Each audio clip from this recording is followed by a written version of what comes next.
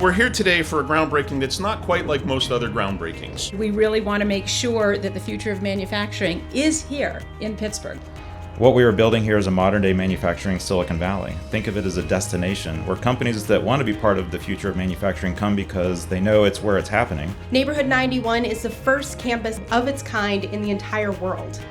It is unique and intentionally designed space to bring the entire additive manufacturing supply chain together in one location. The first building that was constructed here is already fully occupied with additive manufacturing companies. This is an ideal site, close proximity to the airport, and the airport is undoubtedly one of our most important strategic assets. Companies who are working here are producing faster and better because they are co-located.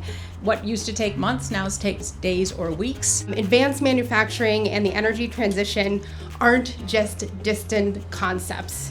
They're happening right here, right now. They are driving job creation and capital investment across Allegheny County. Our skilled workforce, top-tier universities, and prime location will continue to allow us to attract job creators and innovators. It's about looking at how do we use our footprint, our land, our infrastructure, to actually bring together parts of the community to do things differently and get different results.